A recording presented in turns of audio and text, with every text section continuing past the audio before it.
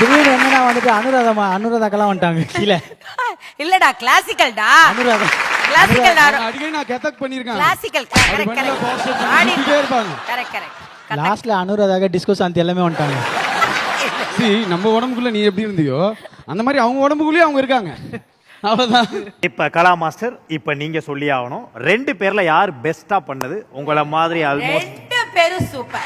Thank you. நீங்க இதுதான் சொல்லுவீங்க. ஆனா அந்த கிளாசிக்கல் நான் ஆடுறதுல ஏதாவது வருமா நினைச்சா அது பாபா ஆடிகாங்க. Thank you.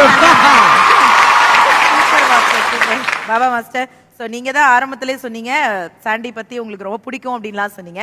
ஸோ அவர்கிட்ட உங்களுக்கு ரொம்ப பிடிச்ச விஷயம் ஏதாவது ஒன்று மாஸ்டர்? இல்ல விடாமுயற்சி தான். அதாவது எப்பவுமே வந்து ரிஹர்சல் பண்ணிட்டு எதனா ஒன்று புதுசா பண்ணலாமான்னு சொல்லி அந்த திங்கிங் இருக்குல்ல, அதுதான் வந்து சாண்டி ஒரு தூரம் தூக்கி வந்து நிக்க வச்சிருக்கு.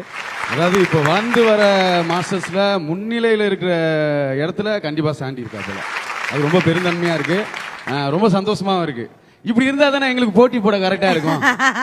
நீ போச்செல்லாம் அப்படியே போ, நானும் வரேன் அப்படியே ஃபாலோ பண்ணிட்டு ஒரு ஆள் வேணும்ல. கண்டிப்பா கண்டிப்பா.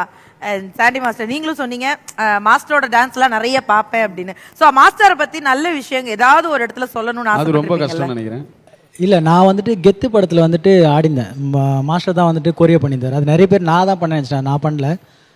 மாஸ்டர் தான் வந்துட்டு பண்ணது, நான் அதில் ஆடி இருப்பேன். அதில் வந்து நான் நிறைய பேர் பின்னாடி பேசுவாங்க, இவர் நான் கேட்டிருக்கேன்.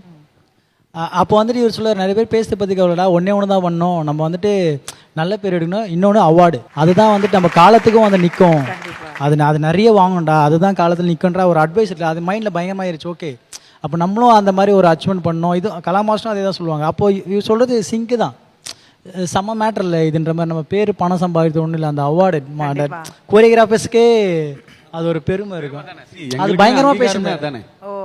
டான்ஸ் மாஸ்டரா இல்லாம இப்ப பாபா மாஸ்டரை நீங்க வெளியில இருந்து பார்க்கும்போது உங்களுக்கான அந்த ஒரு கருத்து என்ன? அவரை பார்க்கும்போது என்ன தோணுது வெளியில இருந்து பார்க்கும்போது? இப்ப நீங்க 2 பேரும் டான்ஸ் மாஸ்டர், ஐ மீன் நீங்க இப்ப டான்ஸ் மாஸ்டரா இல்லாம இருந்தா அவரை பார்க்கும்போது உங்களுடைய கருத்து என்னவா இருக்கும்? யாரா இவர் இந்த மாதிரி பண்ண பேசினே போல, யாருக்கா